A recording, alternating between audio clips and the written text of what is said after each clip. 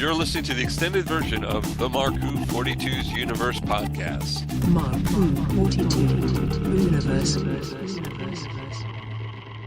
Hi, this is Dan Shore from Bill and Ted's Excellent Adventure and from Tron. You're listening to Mark Who 42.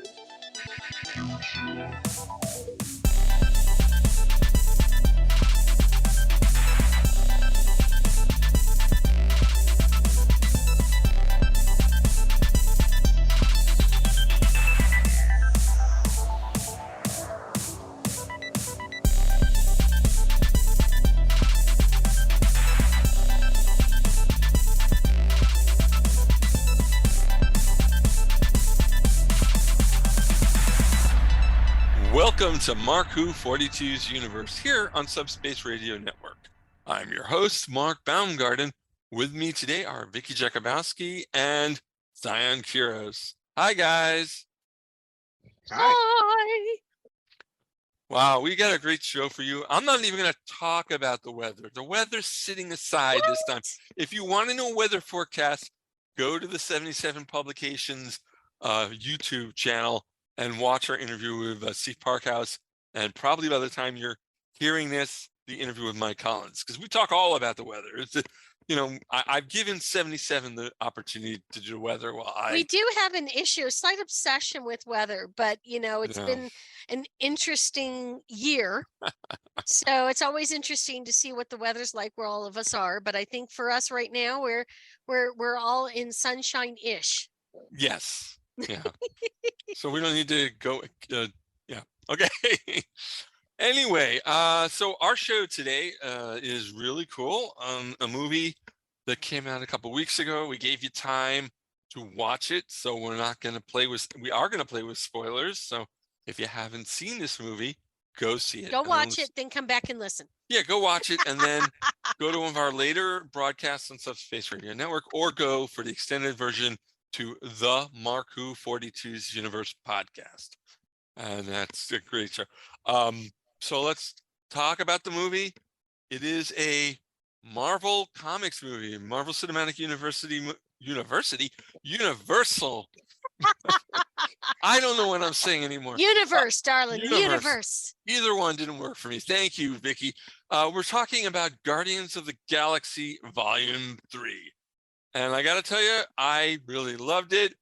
And Vicky's going to run the show today. Usually when it's something to do, when it's a comic property, I let Ed do it. But Ed is taking a little vacation this week. So I know. I'm so sad he's not here with us. I know. It's sad. But that's okay. I'm going to try and channel my inner Ed. Uh-oh. Anyway, so Vicky is going to lead this conversation on Guardians of the Galaxy Volume 3. Take it away, Vicky. Well, I have to agree with you. I really enjoyed this film. And so, of course, this is the third in the trilogy.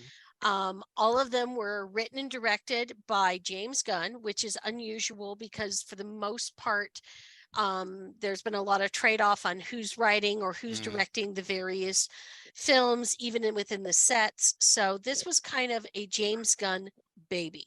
Yes. And I think it shows. And if you were to, for example, only watch the 3 Guardians of the Galaxies together and the holiday not special, watch the others and the holiday special, you are correct. That.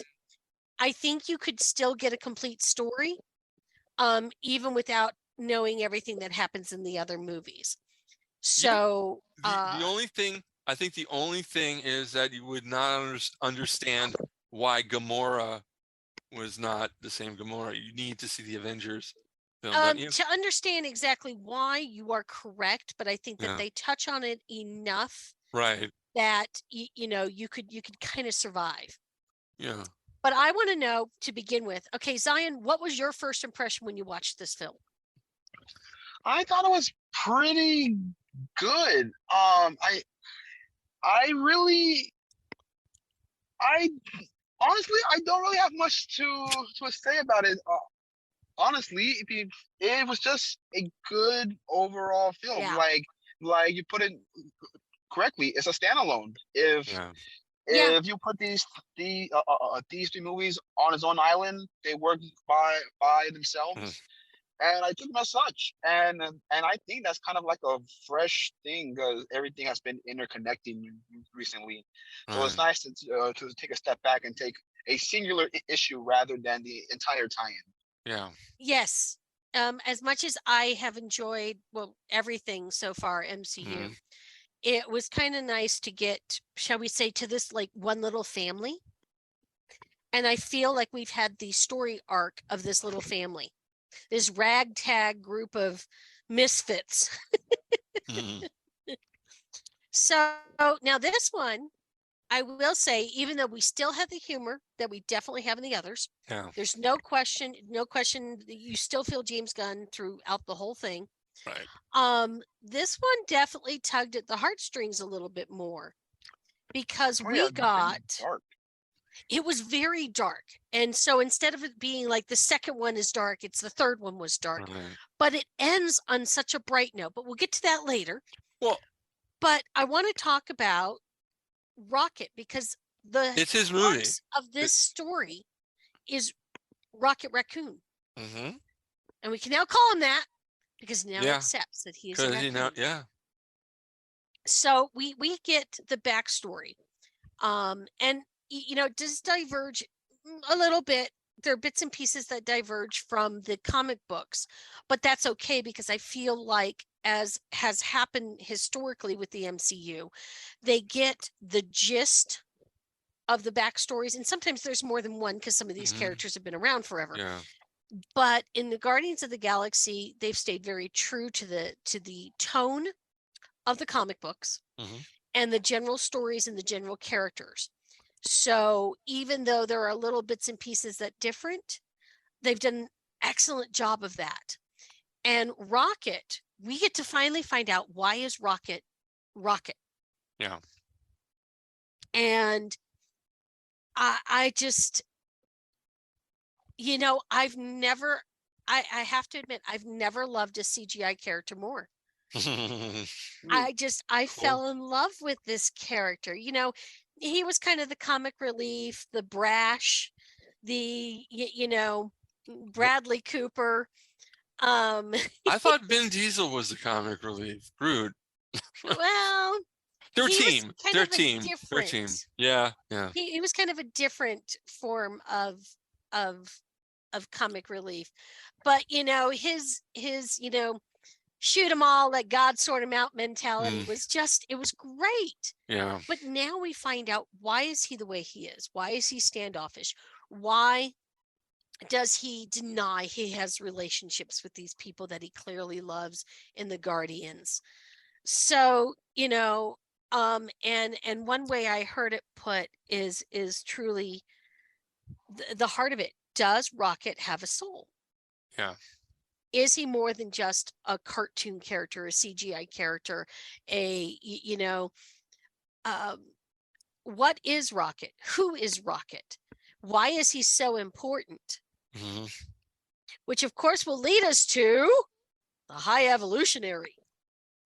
Before, what did the origin of Rocket, was it the same as in the comic book? Was the backstory similar? It's similar. I have no clue. You have no clue, It's Simon? similar. Good for you. I didn't don't read either. I don't didn't either. read these specific comics, but I've done some research over the years since we've been doing Guardians of the Galaxy. It's because they're newer comics for me, for most part. Some of them go back. Original one I think was like 69, but they were kind of an offshoot. They weren't the X-Men. They weren't any of the big names. So they weren't the ones I was reading. And you'd hear about them, and occasionally there might be a crossover, but it never like clicked in my head. They Right. weren't the Avengers or X-Men. So I was like, who? But it's my understanding it's fairly close. So he is developed, we got this guy Mhm. who in the comic books is a earth scientist Right. who evolves himself and everything else. So the High Evolutionary is trying to create a perfect species and a perfect society. Yeah. Which, rule number one, anytime you try and create anything perfect, it doesn't work. True. It never works. It can't work. Nothing's And perfect in this world. nothing's perfect. And no There matter is how no hard you normal. try. Nothing's perfect. Exactly. Yeah. And that's one of the big themes of this movie. You know, the High Evolutionary, and it's interesting. I listened to some interviews with the actor whose name suddenly escapes me. Someone help me here. Oh, I can't pronounce his name. I'm sorry. But he's amazing. He's Yeah. ridiculously talented. And I'm embarrassed that I cannot pronounce his name either. Yeah, let me Chukwudi Iwuji. I You think know, it's Chukwudi. Chakudi. Okay, Chakudi. And then Yeah. yeah, And I mean, that you know what? I again, gotta tell you something. Put it this way, guys. For that name in Guardians of the Galaxy is basically Shudi Gatwa in Doctor Who. Spelling is yes. completely different than what it sounds like. So at least I know Shudi is Shudi, but I don't know the Yeah. High He Evolutionary. is amazingly talented and been in tons of things, including James Gunn's Peacemaker. Oh yeah. And it just but he was talking about how he wanted to create a villain that was unredeemable. Where Yes. oftentimes, you know, we can find somewhere in a villain, it's you know, the bad childhood, the mistreatment, the misunderstood, the, you know, he's trying to do something good. The High Evolutionary is not trying to do anything good at all. I mean, he thinks it's good to have a perfect society and a perfect species. But, you know, I want to know, what was your impressions watching him on the screen? So, you know, Mark and Zion, what did you guys think when you were watching him?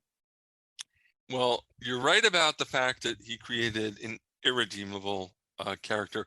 Even Thanos had in some way had the right thing. He was trying to help. He was trying to help. He wasn't trying to do his own thing. In fact, what was it? High Evolutionary basically said he was God. There is no Yes. God, so I will be It's one. just me. Yeah, I'm sorry, that evil. If Yeah. I'm thinking, so he did. I mean, that's a great character, and I remember in the comic books, it's very similar. I didn't, you know. Here's the funny thing about the comic books. With Guardians of the Galaxy and others, I like the Earth-centric superheroes and stuff. I could never get into the cosmic characters. Silver Surfer always, in some slight way, annoyed me. Galactus, well, no, it's just because I'm not into that. And Galactus, yeah, he was a good villain. Hopefully he'll be in the Fantastic Four movie. See, I love the X-Men when there was the space Starjammers? characters. Yeah. Yeah. I love that, but then again, I wanted to be an astronaut really badly. Right. So But so I never got into any of the Infinity Wars. God help me. I did not. I read the first issue of the first Infinity War. I gave up on it. For some reason I'm not into that. If I want cosmic stories, I go to Doctor Who. Sorry. Or Star Trek, or but Marvel cosmic characters never did anything for me. Well, Zion, what did you think? I think he was the most evil villain since Thanos, if not past Thanos. Yeah. Like there is nothing as you said, redeemable or good about him. He's just here experimenting on everything until he finds it perfect. Yeah. And that's kind of scary. Oh, it's very scary. You know? Yeah. No, I have to agree with you, because as I was watching it, my first thought was Dr. Mengele from the etching the number into Rocket to some of the words. And I don't recall if the character originally was based on that or anything, but I do know for James Gunn, he really took a vibe of the Holocaust to give us some of Rocket's backstory. And it made perfect sense to me. Of course, being Polish and having lost family in the Holocaust, it just, it becomes this like mind-blowing of course it makes perfect sense. And Right. I actually appreciate the fact that he didn't have a redeeming bit. You know, Yeah. Darth Vader can be redeemed. I'm okay Yeah. with that. But sometimes there are people that simply are just bad, who enjoy being bad, who don't want to be redeemed.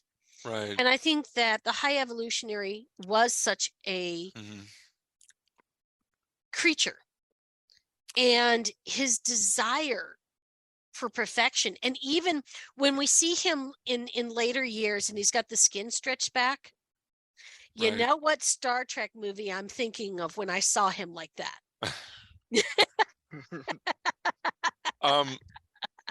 Would you put High Evolutionary in the same boat as Dr. Moreau? Yes, there was Yeah. also that influence. Yeah. And it was, even though it was, some of it was definitely written into the comic books, some of these creatures existed in the comics. Right. James Gunn also did mention his influence with Dr. Moreau, because again, there is something about villains, and it goes all the way back to the beginnings of science fiction fantasy sort of writers in the Victorian age, where every time you try to play God, it fails. Yeah. And it usually fails astronomically. You know, even with Frankenstein, and ironically, I had written my MBA thesis what used the early science fiction writers and their warnings to us to why we need to be careful with bioethics and bioengineering as a business model, because it's just you gotta be, as soon as you cross that line and you go into the wanting to do greater good to becoming wanting to be God, you always fail. Yeah. And there's a reason for that. We are imperfect, and our efforts to make perfection will always be imperfect. Yeah. It's an interesting phenomenon. Yes, Zion. One thing that I will say in terms of how this character was written is that his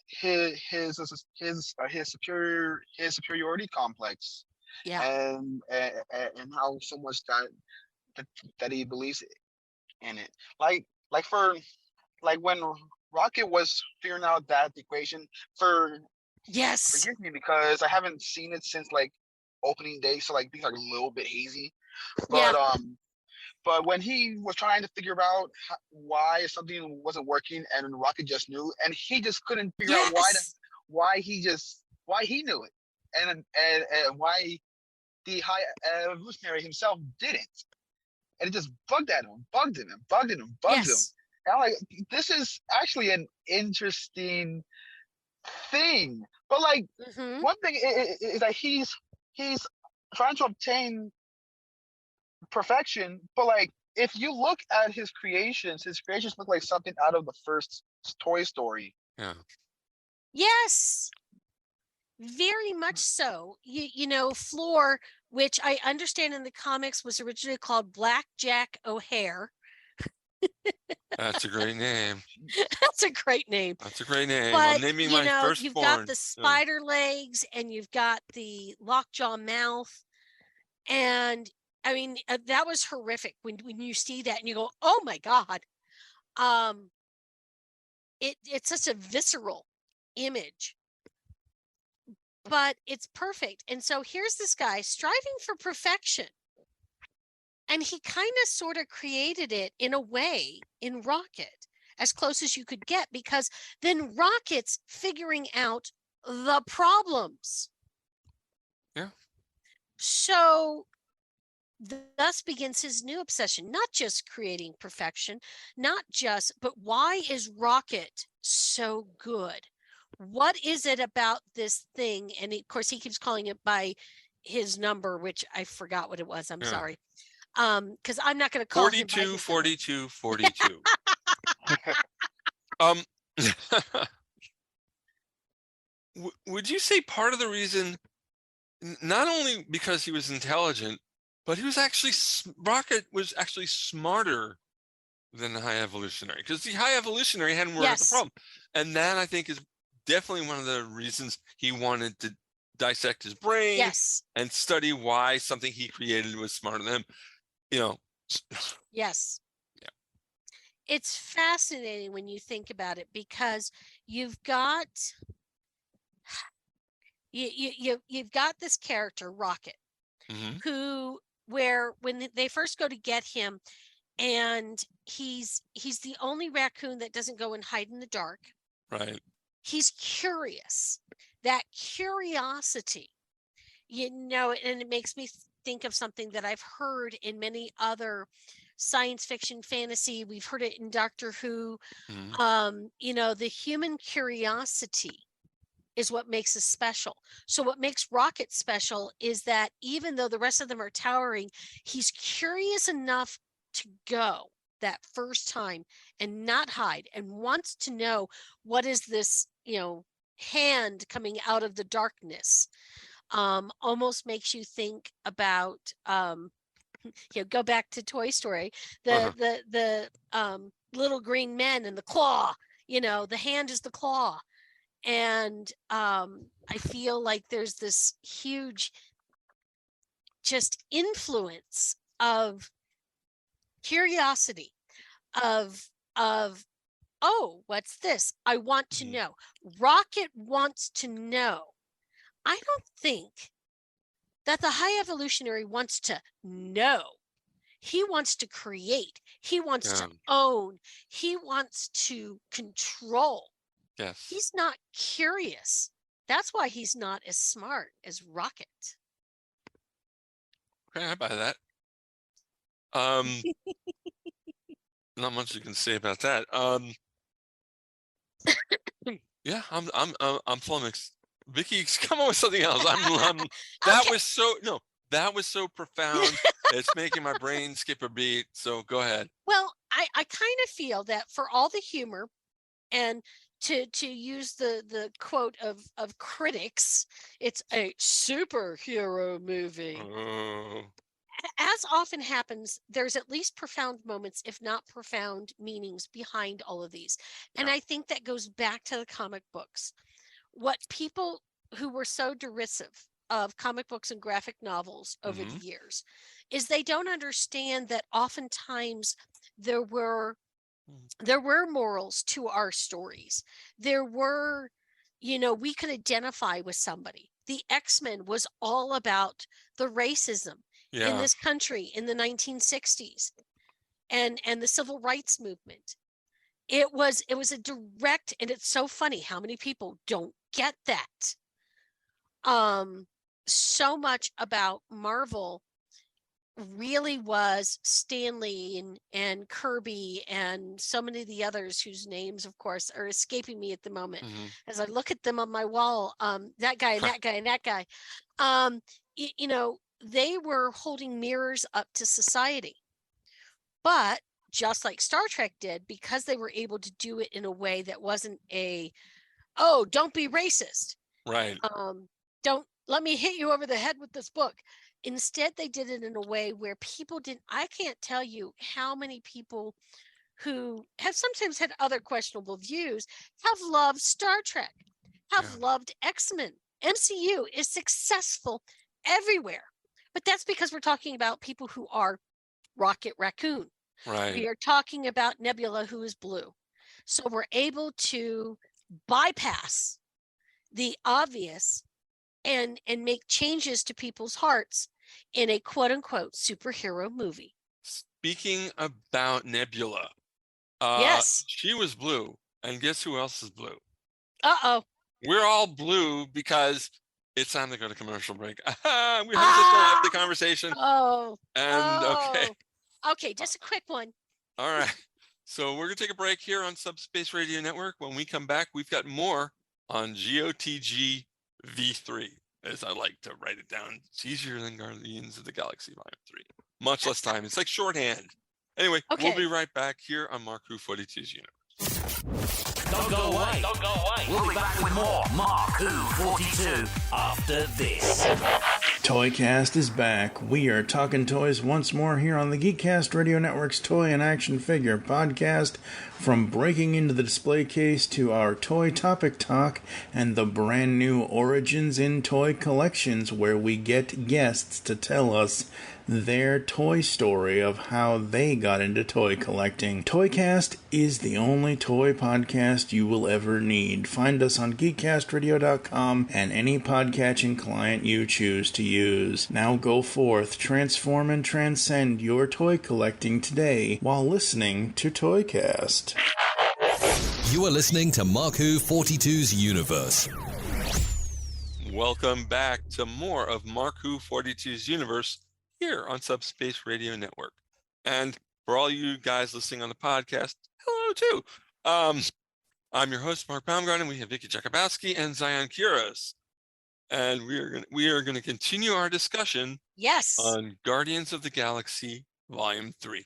Have you guys gotten the soundtrack yet? I haven't gone to I Apple want to and get the downloaded it. soundtrack. Yeah. I just haven't gotten there yet because once again, music is an important theme to Guardians of the Galaxy. Yeah. Why don't you take that away on that note, Vicky? Go with that. Go with the music. Well, it just like everything else, or like every version of the Guardians, it's clear that James Gunn is a huge lover of music. Mm-hmm. And it just sometimes it makes me giggle because so much of the music is from my childhood, the 70s, the 80s. Yeah. And I couldn't understand the 90s and 2000s that were on that little MP3 player. When did but you... I can, because Yondu, who wouldn't know the difference, just Right. picked a collection of things. And so much of the music in Guardians of the Galaxy, I felt like they really tried. Now, every director tries to make music, whether they're using pop music or it's the score, to make it match, to make it matter. And so I think that James Gunn takes it to perhaps the most nth anyone ever has. Right. I'm absolutely flabbergasted because I feel like every song fits the moment. Yeah. Case in point, you've got the Beastie Boys, Brooklyn. Oh yeah. They've come together. They Yeah. are now a team again because the movie starts with them a little disjointed. Oh yeah. Pratt drinking himself to Yes. They're in nowhere.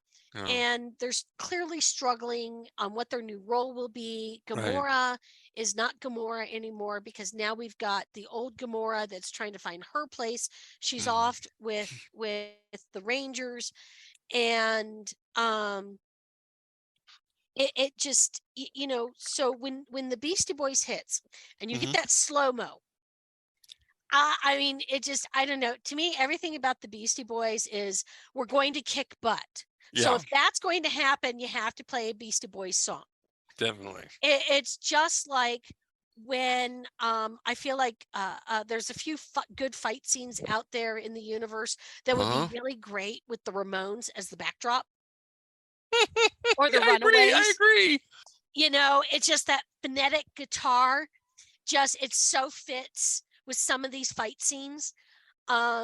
So James Gunn has given us a collection of songs that, some of them it was just like, oh, I have to look at what this is because I know this song, but I cannot remember the names of them. But the Flaming Lips, there's an avant-garde group that fit in there so well. And then we have to actually talk about the fact that when we have the mid-credit scene, and we go back to the beginning. Oh yeah, the original. Yeah. With the opening of Guardians of the Galaxy Volume 1. Yep. Now we have Redbone, full circle. And it's just, which also proves that everything about the Guardians of the Galaxy it's continuing, even with the changes, even with the people going their separate ways, the story continues. Yeah. I thought, I agree with you. The music was, each song was perfectly placed, worked. What did you think about the music that the High Evolutionary was listening to? I think it fit perfectly. It did, because he's listening to complex classical music, which oftentimes was at perfection. Considered perfection both at the time it came out, and aficionados of classical music will view it that way also, that these are some of the best pieces of classical music you can listen to. When you're talking about people like Chopin and Mozart and Beethoven, they're at the top of the list because their complexity in their simplicity sometimes is just phenomenal. And the fact that the High Evolutionary would view it as near perfection is actually surprising, although he really only views it as near perfection. Yeah, I do see that. Yeah. And when you think about somebody who wants to be God or godlike, or thinks he's God, oftentimes classical music seems to fit. Yeah. Because we often associate classical music with religious music. It's not always, but oftentimes there is a religious component to it. So it becomes really easy that anytime you have a scene, because even like Mozart's music of the heavens, Jupiter, Saturn, all that, it's still harking back to the Greek gods, not just the planets, but the Greek gods. So, you've got this whole component of, if you're going to have something where it's touching on the heavens, whatever that is, classical music or something that evokes classical music is oftentimes going to be played in movies or in our own personal soundtracks. I just assume everyone else has a personal soundtrack that plays in their head too. No, that's just you. You're the crazy is that just one. me? You're the crazy Every one. Monday morning as I'm driving into work and I want to be sedated is playing through my head. That's only me. I take that back. I hear that song all the time too. I really want to be sedated right now, but we'll get to that later. No, we won't. So, Zion, did the music speak to you? This was the music of my generation, but I'm curious how you felt about it. It is overall the soundtrack I felt was pretty good for its context, because I think I brought this up with Black Adam, where they just threw in Painted Black just haphazardly, and we're just throwing songs in just for the heck of it because James Gunn did it and it worked in. But since now we're back here, it still works the same way. Like, you have it's like peaks and valleys. You have peaks with like with Rocket, him listening to a creep in the beginning. Like this, we don't need to say any words or anything. We just know Rocket's going through it and he's feeling the music, right? It fits the scene perfectly. You have scenes like when Adam Warlock came in and you had that rock song and he's just flying through the universe, and everyone looks at that and says that's the greatest entrance in all of MCU, and it's just him flying through the universe. I'm like, yeah, that's Adam Warlock. Let's go. Yeah, that opening. Sorry. Go. Sorry. No, I'm gonna say that opening scene when near the opening when Adam Warlock is flying towards nowhere. Randy's sitting next to me. She hears the song and goes, "That works. I love this movie already." Yeah, it definitely does work. But like you have like when they played Bruce Springsteen, and like that's just a personal me. That's just thrown in haphazardly. So like overall it's just Okay. peaks and valleys. But the overall quality of the songs, I feel like it is it's the middle child of the volumes. Like I still have volume 1 soundtrack as the pinnacle. I have Okay. 3 right next to it, and then 2 at the least. Not saying that 2 is bad, but overall 3 is an upgrade from volume 2.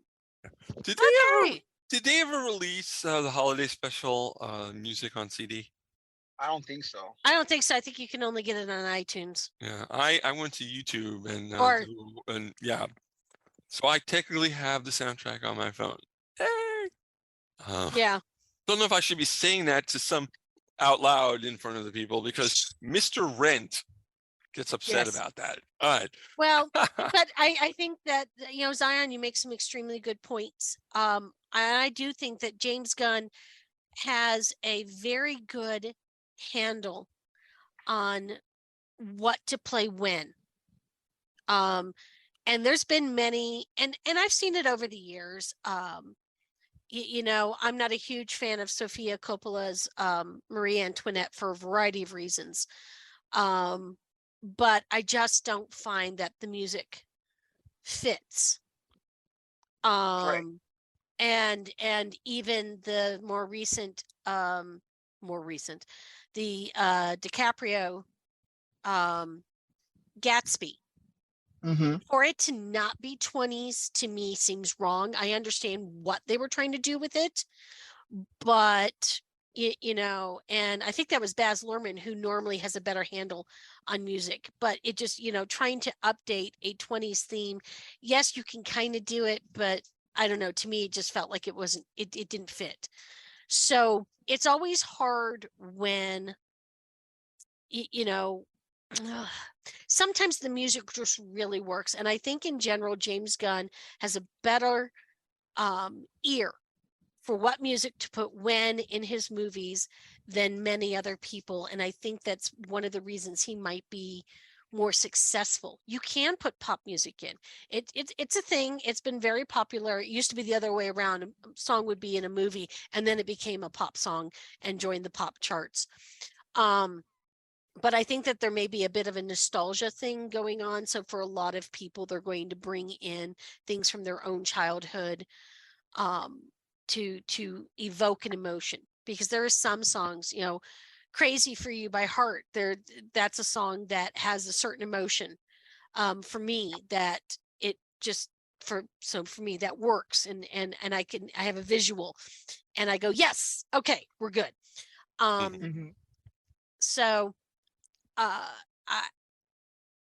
but I do agree with you, Zion, that you got to be careful with it, because too often we do have things. I enjoyed Black Adam in the music, but I can also see where for other people, maybe it didn't work as well. Maybe I liked the song so much I ignored the fact of where it was. Yeah.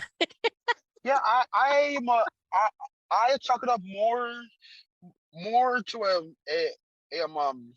director style thing, because as I said, he puts certain songs to fit the context, rather than, for example, Eternals. When Eternals started, they put in Pink Floyd's Time, right? Yeah. There's no reason to put Pink Floyd's Time there. It is an amazing song. Right. That's but true. Why is it there? Yeah. And like I'm sitting there, and like of course, like whenever I hear like any good Pink Floyd, I'm like, oh my goodness, here we go, expecting, okay, this is a good scene. Yeah. But it's just her walking up the stairs, and then they cut it. So I just end up thinking, okay, why was that there? Right. But you put No, it. I think you've got a very and, good point there, and we have seen it insufficient and unfortunately sometimes poorly done over the years in a variety of movies, in a variety of themes. And if you're going to use music as a theme, and I do think that James Gunn uses his music as part of his theme, be very specific. And there's been times, because of royalty rights and everything, I've heard directors talk about, it cost us a ton of music to do it, but it was so perfect. And I agree that, if you have just the right song, it's worth the expense of putting it in there. Right. rather than just, okay, well, I can afford this one, so I'm going to use this one. It's just, one of the perfect examples of that, of course, is Wayne's World with Bohemian Rhapsody. Oh yeah. I grew up listening to Bohemian Rhapsody in the cars. I am a retired headbanger. And when that happened, I was like, but of course, didn't everybody do that? Mike Myers knew that song was perfect there and really insisted on keeping it. And I'm so glad he did. Yeah. But, themes is very important to James Gunn. And he has several of them that flow through this. And one of the big ones that we get with Rocket's story, with actually everybody's story, is, there's this push and pull in this movie about perfection and imperfections. But the Guardians show us through them and their actions and everything that happens in the movie that it's the imperfections of our world and of our society that makes us wonderful. I agree. Yes. And we look at all these little bits of imperfection. Rocket is imperfect. But again, like we talked earlier, he There is has no a perfect, better there is no mind. normal. Yeah. He is better than, in so many ways, than he who shall not be named. No, I'm kidding. Yeah. The High Evolutionary. Yeah. In my notes, I shortened him to a capital H and a capital E because High Evolutionary, and it's like, so is he versus she who shall be obeyed. Sorry, that's a literary reference. And the High Evolutionary, in his strive to make himself perfect, in his strive to make everything perfect, makes things more and more imperfect. And you can't have good without bad, which is why when we go to Counter Earth, there is the negative element. There is the shadier side of life. There is the bad elements, because you can't have dark without light, good without bad. And then there's the areas of gray. The areas of gray are imperfections. And other than the High Evolutionary, nobody is all good. Nobody is all bad. Like Warlock. Yes. Yeah, Warlock. Warlock is a perfect example. There is somebody who evolves. Nebula evolves. Yeah. Even Star-Lord evolves. Yeah. And I'm curious as to which evolution, moved you guys the most. I mean, I know I'm a whole big emotional creature here. This empath over here. But, what was the evolutions for you guys as you were watching this? We had several evolutionary tracks in this one movie. Well, one that I kind of hyper focused on was Adam Warlock, because I've always was intrigued by his character, but so they've always teased about him prior to Endgame and such. I think right. we got his cocoon in Volume 2 or something like that, and I was always wondering, okay, he was a giant component in fighting Thanos prior to Infinity War, or just in the cosmic scene in general. And so they bring him in here, and I wonder, okay, where are you going to go with this guy? Yeah. And honestly, still, I don't really know where they're actually going with him, because they kind of just jumbled him with the Guardians. Well, with the new Guardians, but in terms of everyone else, it kind of worked out the way it did. Peter actually decided to go home and such. Nebula is a caring person. There's that scene where they are operating on Rocket at the end, and Nebula actually cares. She's invested, yes, full heart on. But but when she actually gets confirmation that like Rocket is all right, she's like about to cry. Yes. And out of all of the reactions there, I was like, wow, this was the cold assassin that was trying to hunt these people down, and now she's with them, actually caring if they live or not. So if The destroyer of worlds is now wanting to build a society on nowhere. Yes. And so if I had to choose one, I'd say that one is I think the highest evolution of the movie. And isn't it interesting when Gamora makes the comment, and she's all mad at Peter, and she's like, the person you're describing sounds more like her, and points to Nebula. Because Nebula has now evolved to where Gamora was. Right. Basically in the first movie, where she was already past Thanos, she was already wanting to save things. And now Nebula, who we kind of thought in movie 1 would never go there, would never be redeemable. Which is interesting because with both Adam Warlock and Nebula, we've found these redeemable characters in people that we wouldn't have guessed at the beginning of their incarnations would ever be redeemable. What did you think, Mark? Well, I was going to say the Rocket Raccoon one, but you already covered that. So I'll say the story arc of Master Karja. Oh. Yeah. No, I'm just throwing Nathan Fillion's name in there. I don't have it. I see how you are. You're just kind of, messing with us. Yes. Yeah, well, I guess that's allowed. That's my answer. Oh gosh. Oh. Hey, any movie with Nathan Fillion works for me. Well, there's another evolution. There's the evolution of the audience. And you know how we have all evolved? At the very end, we have that little thing. Right. You guys know where I'm going with this. Yes. Where Groot says, I love you all, or something like that. Yeah. And we all hear him in English. Yeah.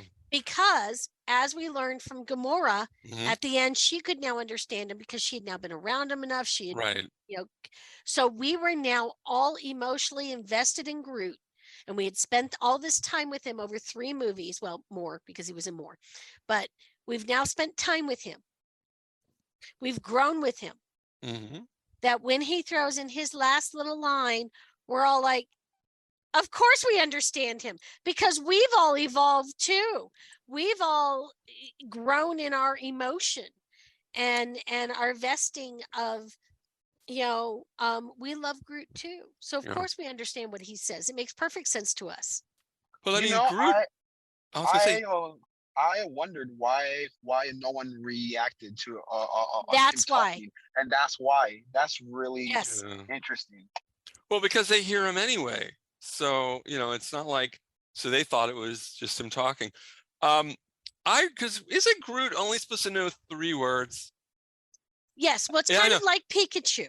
Right. It's kind of like a Pokemon. They only say 1, 2 words. Right. But it means different things because of their inflections. Right. When I was watching that scene and he spoke some words, I had a double take. I had to ask Randy, did he just talk? As he goes, yes, Mark. Jeez. I'm like, wow. See, I had guessed that the audience could now understand him because of that arc that we had with Gamora, that we could understand him. And then I did hear an interview with James Gunn where he confirmed that, where someone said, so can we all understand him at the end because we can all now understand him? And yes, it just, now, if we ever see him again, will we hear his words or will we hear I am Groot? I feel like they would have to go back to I am Groot just because it fits. It's kind of like Chewbacca on Star Wars. Other people begin to understand him. In the beginning, it's Luke Skywalker doesn't understand him. But by movie 3, episode 6, he understands Chewbacca completely. So there's a understanding of language. There's an understanding of people. There's the fact that understanding empathy, compassion. These are all themes that are running through the story of the Guardians of the Galaxy, which again is really interesting how deep these themes are in probably the funniest series of the MCU. Yeah. Speaking of Star Wars, it's not just Chewbacca. The fact you can understand what R2D2 is saying. Luke totally understands him. You know, from the beginning. But Luke From the has also beginning. spent his whole life surrounded by droids. Yeah. So the fact that he picks up R2D2's language quicker makes sense. Right. So It took us 3 movies to understand Groot, though. Yeah. Well, we were slow learners. So Yeah. you know, one of the other important themes is don't use your head, use your heart. Yeah. You know, it's not just to control arrows, it's everything. You know, Kraglin learns how to use the arrow because he remembers he has an Obi-Wan moment. Yes, he did. I'm sorry. During the opening credits, I saw him the actor listed. I'm like, how? Yeah. Yeah. But that's how, because we have an Obi-Wan moment. Obi-Wan moment. And so it just, and then he becomes this, oh, that's how I do it. And it's beautiful. And he does the ballet with the arrow as if he's been using it for hundreds of years. And I think that's true of others. When they focus on their heart and not so much with the thinking part of it, I think it becomes really important. And that, again, our imperfections are what make us perfect. Because we have a heart and we have a soul. So yes, Rocket has a soul. Woohoo! That's good. Sorry, that's my whacked out way of putting it. I want to mention Mark Who 77, our new video interview show that Vicky and I do, and Ben Cullis of the 77 Publications. We interview comic creators, artists, writers, letterers, editors. So please go type Mark Who 77 in your YouTube search box. You will find us. Please stick around. We'll be right back. Don't go away. Don't go away. We'll be back with more Mark Who 42 after this. Because the world needs another movie podcast. The Geekcast Radio Network presents for your listening pleasure the Cinema Geek. Hosted by Amanda, Kevin, Matt, and Dan. Each week we dive headfirst in the landscape of movies as we discuss movie news, play movie games, go in-depth on reviews, and even have a top 10 countdown or two. Also, don't miss our director retrospective series, where we review noted directors' movies film by film. Bottom line is, if you love movies and love podcasts, you need to experience the Cinema Geeks. You can find us on iTunes, Blog Talk Radio, or geekcastradio.com.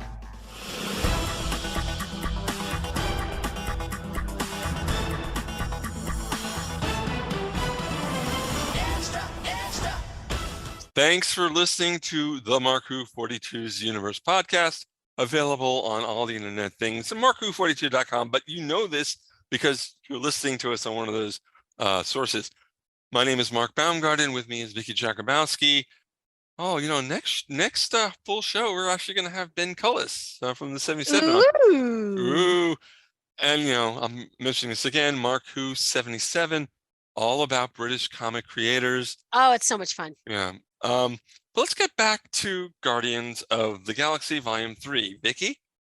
Well, I wanted to talk about something that I've actually only noticed a few other places have talked about, and the climax. Okay, so you know it's always a big fight scene in an MCU movie, but the actual climax of this movie was not the defeating of the High Evolutionary. If you think about the real climax, the emotional climax, it's when Rocket went, no, we have to save everyone. Yeah. And it wasn't just saving the children. It wasn't just saving the weird things. It was saving what the High Evolutionary would refer to as the lower beings. Right. So every last bug and furry and everything in between. Rocket said we had to save them all, and he was right. And they did, and they saved every last one of them. And that was just, it was such an emotional high that it made the destruction of the pyramid and the destruction of the High Evolutionary so not important. But it's just that emotional. I mean, you kind of felt like, you know, the heavens opened, the angels sang, the world was perfect because they saved every last creature that was being abused by the High Evolutionary, no matter who they were, what they were. Rocket made sure that what happened to his friends did not happen to another creature. And that was just such an emotional, amazing. And it was funny because I was like, God, that was just so wild. And then to hear James Gunn and some of the others talk about that was actually their climax. That was the climax of the movie. That was the big bang. That was it. And I love the little humor bits they did with it, which you have to do in a Guardians of the Galaxy movie. It can't be all emotional, all you know, anger or happiness, or it's got to be, you know, we humans are complex creatures. Yeah. And we got a lot of wild emotions. Well, I gotta say, I agree with you. When he was saving everybody, everyone, I teared up. I don't cry at movies. I teared up. And it was hard not to. Hold on. But every scene or point after that caused me to get emotional. Yes. And you remember, it's now tugged your heartstring. Yeah. So it's already there. I think I've mentioned. Hold on. I think I've mentioned on the show before, like about Doctor Who. I need emotional release somewhere in a show, and not just Doctor Who, but any show. Is if I start getting emotional or something, it's something I really like. This did not pull any strings until that point, and then I couldn't, you know, undo the strings. Yeah, it was. Yeah. That's cool though, because you know, for me, I liked the juxtaposition throughout the movie where you had essentially flashbacks and current. And even if there wasn't a direct AABBCC sort of correlation, there still was, either on an emotional level, on a visual level, on an action level, somehow as it was taking us back and forth between the past and the current. There were connections, there were, you know, and I just, you know, to me, this was James Gunn at his best. Yeah.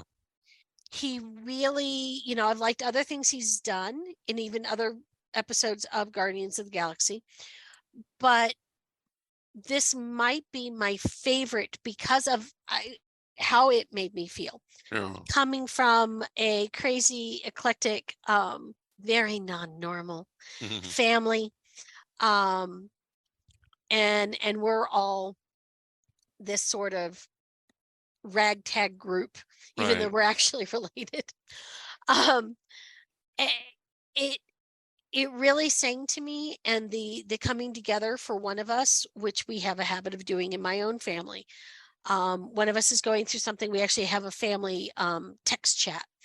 And so if somebody's going through something, we can text the whole family and we all come together. We send good wishes. We remember each other's birthdays, all sorts of wild things that we do that I understand from other people is not normal in other families. You know, there's 6 kids and mom and dad and you know, you should have seen us on May the 4th. We were trying to top each other with the best May the 4th be with you memes. This is my family. So Guardians of the Galaxy really sings to me like that. And this episode really did. and I felt like James Gunn was in my head and going, okay, Vicky, what would she like? And he did that for me. I was thinking two things. First of all, wasn't it? I think they appropriately had Vin Diesel as Groot all this time. Yes. Because it's all about family. No, we're not going to go there, but that's okay. This is a family. The second thing, something you brought up, the going from the present to the past. Yeah. Do you think that the past scenes were basically Rocket, his whole life is passing before him before he dies? Oh, that's an interesting prospect. I didn't think about that, but it makes a lot of sense. Yeah. It is, when you're in a moment like that, theoretically, what do you think about? And we always talk about the life flashing before your eyes. Well, that would make perfect sense that that's the sort of things he would be thinking about. What brought him to this point? What made Rocket Rocket? Yeah. Even how he got his name and being inspired by the thing that flies out and goes throughout the universe and explores. Of course he'd choose that for a name. Yeah. I love that. Well, I thought the names Lila, Teefs, and Floor were perfectly picked too. Yes. Floor, because he's on the floor. Yes. Teef, and spelled differently, but Teef because because he's got a Cockney accent. Yeah. And I love it. A walrus has a Cockney accent. I thought it was perfect. But he also had teeth. He had the two teeth. Yes. And Rocket came up with a great name. But Lila, that name, she gave herself a real name, not just something that went around her. And I'm wondering, maybe somewhere in her life, she knew a Lila or something. It makes you wonder, and I don't remember where the name came from in the comic books, but like Floor, like I said before, the name in the comic was something like Blackjack O'Hare, and then Teeths was something like Walrus, Walrus or something like that. It was a play on the word walrus, and I think that because those names probably came from somewhere, but you couldn't rename Lila because first of all, Lila was referenced in the first movie as known associates, and Lila was just too important a character to Rocket in the comic books that I think you just couldn't. But not only were their names great, but the names of the people who voiced them was very important. We had Linda Cardellini. I can't say her name. I'm ready for some Cardellini at the Italian. Yes, there we go. Anyway, so of course we know her as Hawkeye's wife in the MCU, but she's also a really well-known voiceover actress, and she does an amazing job. We have a British comedian, and again, I'm going to be horrible with these names. Ashman Chaudhry, I believe is his name. Close enough. He does Teefs. Yeah. And Michaela Hoover, who we've seen in, Suicide Squad? She was a character in Suicide Squad. Yeah. And she did the voice of Floor. Actually, we have a lot of cameos in this. Name honest. some, because I was about to bring that up, but go ahead. Well, no, you bring them up. You tell me about some of these names. So first of all, two throwaway cameos, but they're still good cameos. Pete Davidson, you may remember him from Saturday Night Live a couple of years back. And Lloyd Kaufman.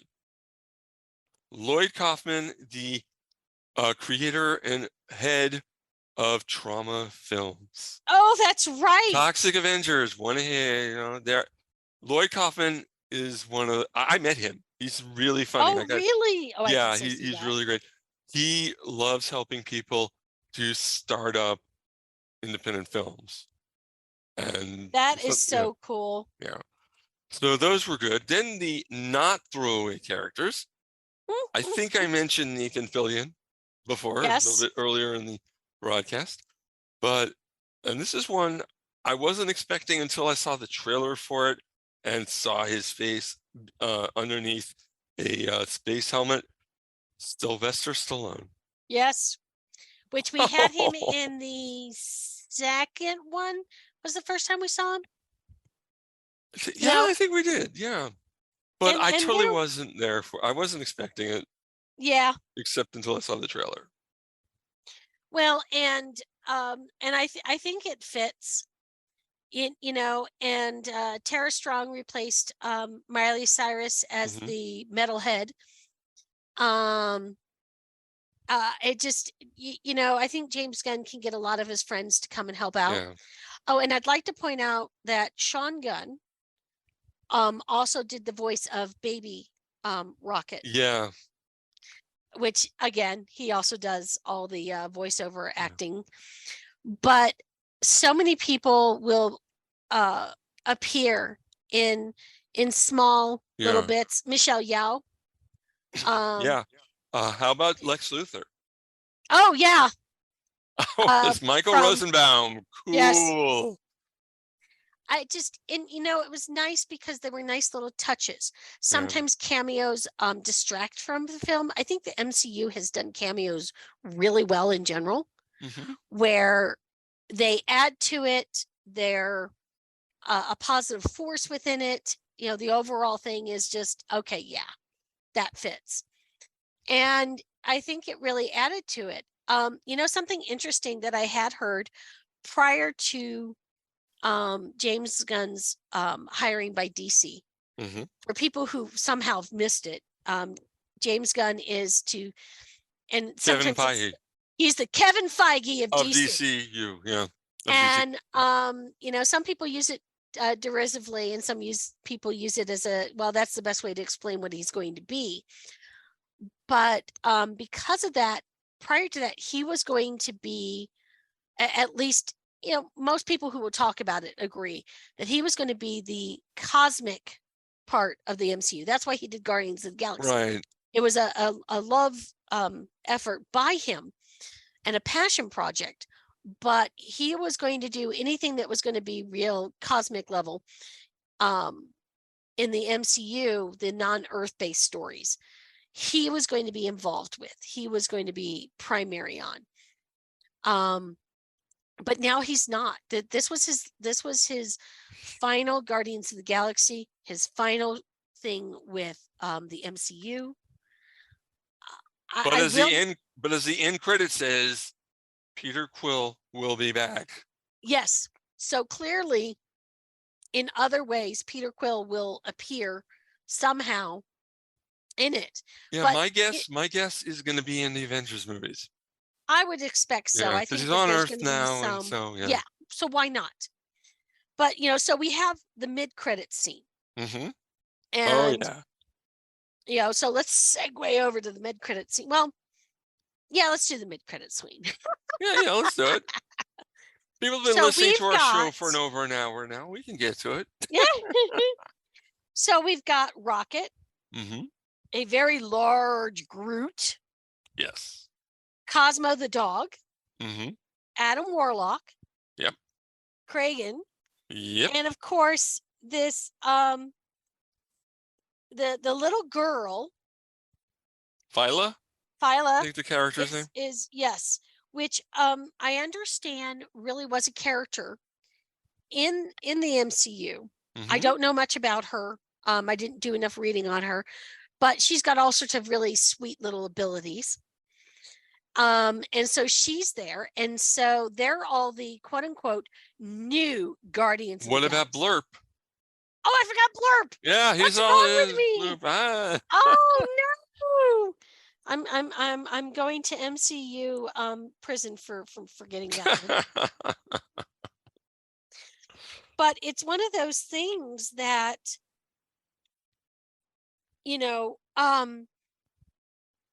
it tells us that there could be an afterlife of Guardians of the Galaxy. We could Right. get more. Now, whether we will or not is up for debate, hasn't been confirmed. But I like the fact that even if we don't get another Guardians of the Galaxy movie, Right. we know that the Guardians are still out there taking care of the galaxy. And who better to lead them but Rocket, now that Rocket's been fully realized. Which I love the fact that even though they've gone their separate ways, there's still some connections, you know. So Rocket's now the new leader of Guardians of the Galaxy. He's got Groot with him. Gamora goes back to the Ravengers. And, you know, I have to say something, because I noticed how she didn't join in the group hug at the end of the movie. And she slowly slips away. And I was reminded of at the end of the Infinity Wars movies, when Tony Stark is dying and everyone's coming together as he's dying. There's a cut scene that you can get on the DVD or watch it on YouTube, where she doesn't come together with them and she sneaks away. Which makes sense because this is not the Gamora who went through all that other stuff with the Guardians and everybody else. She doesn't have that history. Those people are not her family. But when she gets back with the Ravengers, they all come around her and give her a group hug. And that's her family. So even though she's Gamora, she's not that Gamora. And she has a new family. And so this family with the Ravengers makes sense. And it's her family. And of course, Nebula and Drake go back to nowhere to build that society, rebuild the world. You know, I mean, I can't call it a planet. Head, rebuild the head. Mantis goes off on her solo journey to find herself for the first time ever. With her newfound companions. I totally saw when they were in that pit and they came, the creatures came out. I'm totally like, just put your hand on one, man. You knew that, and it's just her. And what were those creatures called? You know, the ones with all the teeth. I love the fact that, first of all, they were completely docile, and that, of course, they loved her. Who wouldn't love her? You know, her superpower gift is empathy and compassion. Yes. Tell that to Kevin Bacon. Okay, she's just starting to understand humans. But it's just so amazing. And again, that was such an emotional little thing, watching her go off out in the sunset. And of course, that leads us to the closing scene. And that Peter Star-Lord goes back to Earth. And the first thing that happens is his grandfather recognizes him and embraces him and loves him. Because it could have gone the other way. Yeah. Well, did you recognize the actor who played Quill's grandfather? Yes, it was the same one from the original movie. Right, but, well, yeah, I guess, okay. But, I mean, do you recognize him from other things? Oh, yeah, he's been in, like, everything. Is there something I'm forgetting? In my head, and, you know, we were talking about songs in our head earlier. Vicky. Body Double. He was the bad guy in Body Double. Brian De Palma's Body Double. Oh my gosh, you're right. Yeah. And, you know, because I don't remember him from the first film. I thought, oh, I'm seeing him for the first time. But yeah, I guess he was in that. But he's the same actor that we had. But you know what? And you're right, because I always think about him because he has been in everything. Yeah. He has been a guest star in just about every TV show that's ever been. Sometimes he's had story arcs and been in more than one story. But it I love the fact that he has been in everything, and he has been a character actor that we know back going, I want to say to the 70s. I've seen him in things. Yeah. And oh my God, he was even in Firefly. He played a Was sheriff in he? Firefly. Oh. I'm telling you, there's all these little secret interconnections. Thank God for IMBD. Because you Another look at thing something. you can blame Kevin Bacon for. Yes. Well, you know, the 6 degrees of separation from Kevin Bacon. Yeah. I love it. And I love the fact that there is sometimes thought put into these. And then, of course, you have directors like James Gunn who likes to work with certain actors. And so he'll use them again over and over, even if it's in a small bit. J.J. Abrams does the same thing. I respect that even if it's just going to be a small bit, you're going to have these people that you enjoy around you. And I think that makes these passion projects so much better. It's the sort of thing that you want to work with the people you like and respect. Yeah. And I think we see that time and time again. And of course, we have to mention in the final scene when Peter's with his grandpa and he's eating a bowl of cereal. What is it with the MCU and food? They love these end scenes. Yeah, I'd rather have shawarma. I would. That's always good. It's just one of those things where, and of course, if you read the newspaper, it does mention Kevin Bacon is still trying to tell people he was kidnapped. Yes, totally saw that. That was so nicely done. And I think that's where the MCU in general does such an amazing job of these mid-credit scenes, these end credit scenes, these so-and-so will return. I very much like that. And they do it so well. So whatever that is in the water at Marvel headquarters, they need to keep doing it. I'm very happy. And I know that people have different reactions to different Marvel things, the TV shows, some of the movies. I know that not everyone likes the Ant-Man movies. I have enjoyed everything for different reasons. But there is nothing, not a TV show, not a shorts, not a animation series that's been on Disney Plus, the movies. Every single one of them has been very enjoyable to me. Interesting. And I have gotten something positive out of all of them. Yes, have there been certain things like Eternals? There's tweaks I would have done. Eternals I couldn't handle at all. And the second Thor movie, even with Christopher Eccleston in it, I couldn't like that one either. So I got two. I remember people saying how, we don't like the new Ant-Man movie. I'm saying, come on. I mean, it's not the worst film. You got Eternals and you got Thor 2. I think this that there better. Are there may have been editing choices I might have done differently. Yeah. There may have been I've had people complain about the first Thor movie, which I loved because Kenneth Branagh and everything about it was Shakespearean. And my first degree is in William Shakespeare, English literature, specializing in Shakespeare. I love Shakespeare. I named my son after him. Poor kid. Shakespeare Jakubowski? Actually, he has a different last name. He is his father's last name. Shakespeare last name different. Yes. My son's middle name is Jakubowski. I kept my name. Are you kidding me? Jakubowski. That's a great name. Now, of course, in Poland, it's the equivalent of Smith. And it's exceedingly popular. If you go to Detroit, Michigan, you'll find a lot of Jakubowskis, and not all of them are related to me.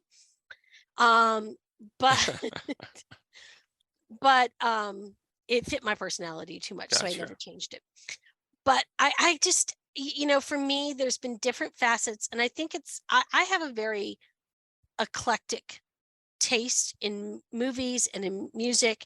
So I have found something to like about all of them. There are things I would definitely have done differently with the Eternals. No question. And there are definitely some tweaks I would have done to Thor 2. Oh yeah. But I don't feel like, here's how I would put it. They have given us some A+ products, some B+ products, a couple of C products, but I don't think they've ever given us a truly failing grade. No, I give them D's. I'm sorry, those two movies. And that's fine. I mean, I remember when we were reviewing the Eternals, I was like, I gotta watch this thing. But and I don't want to get MCU people that mad at me, so I'll stop it there. I think that the Eternals was a very ambitious project, and they tried to cram so much into one movie. Yeah. It made it difficult. I think that there were some ways they could have possibly done it a little differently that might have worked better. Because the basic story is fine. The story of the Eternals is fine. And the fact that they are fickle and don't want to involve themselves in humankind. Which is why they didn't show up in Infinity War. Which is why they didn't show up. And it's put them in a real pickle, because then sometimes they do, which is understandable in kind of godlike creatures that, oh, we're not going to intervene. Oh, well, maybe we do. I mean, we see it in the Doctor. He won't intervene, and then he feels he has no choice, but and he has really to. Does, yeah. So, okay, final thoughts. Final thoughts on this movie. Mark, give it to me. It was good. I loved it. Thank you. No, I walked in there knowing okay. Better answer. I'm going to come up with this answer. When they were talking, telling you it's going to be the last one, and it's going to wrap things up, I walked into the theater thinking at least one person was going to die. You kind of wondered about that. Yeah, and no one died. That was one of the main characters. Rocket didn't die. Didn't Dave Bautista, his character Drax, didn't he almost die or something? Because Warlord was Warlock was Adam Warlock. So yeah. So I mean, we know we're not going to see Drax again, but he won't do it okay. again. Dave Bautista says he doesn't want to do it again for a variety of reasons. It makes me sad. I get it. You don't want to revisit a character. You want to keep growing. I have no problem with that. What makes me sad is that he does not understand the love fans have of that character. Yes, as a wrestler, he has. I think he was in a similar position. I think so too. And I get it, but it's like, please understand that you brought love and joy to millions of people. It's okay that you don't want to revisit that one again. Don't badmouth it. Just say that you want to do something different. I will respect that. So, but I agree with you. I went in going, I wonder what to expect. And when I left that movie, I was very emotional. I was very touched. Everything about that movie, it hit all my notes, and I'm so glad that I give it a solid A+. I do too. This really was a good movie. So on to the next. Oh yeah, I guess we're Mark going to go. 77. Talk about that. I'll talk about Mark 77. Myself, Vicky Jakubowski, and Ben Cullis of the 77 Publications. He's the editor-in-chief there. We are now doing a video interview show. It's on the 77 Publications YouTube channel. Just type in youtube.com/@the77 Publications, or just type in Mark 77. It'll come up. We are doing this for the foreseeable future because, God, it's fun doing these interviews.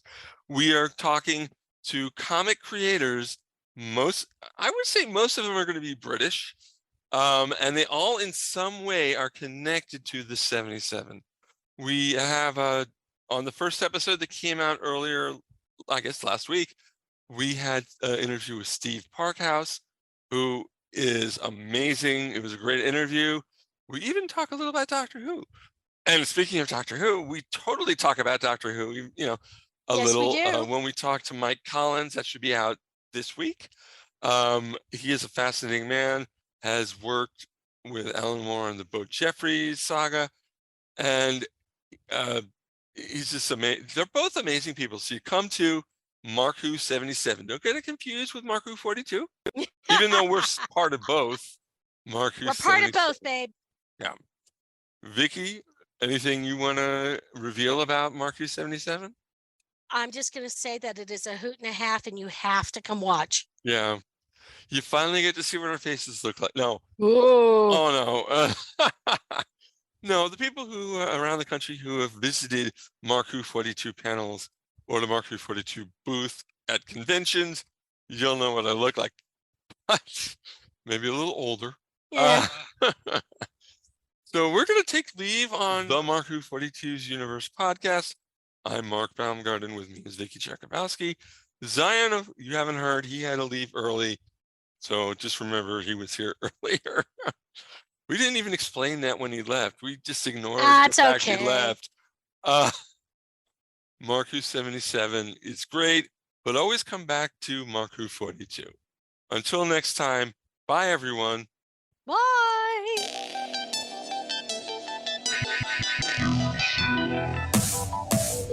Thanks for listening to Mark Who 42's Universe, featuring Mark Baumgarten, Eduardo M. Fryer, Vicky Jakubowski, and Zion Quiros. This show was produced and directed by Mark Baumgarten. If you'd like to get in touch with us, go to our Facebook page or email us at markwho42s.universe@gmail.com. Our radio show airs weekly on Subspace Radio Network at www.subspace.radio and on iHeartRadio. You can listen to our old shows at our website, markwho42.com, and many podcast platforms such as iTunes, Audible, and Pandora. And if you want to hear shows dating back to 2012 with over 150 celebrity interviews, try our YouTube page, Mark Who 42. Mark Who 42's Universe, copyrighted 2023.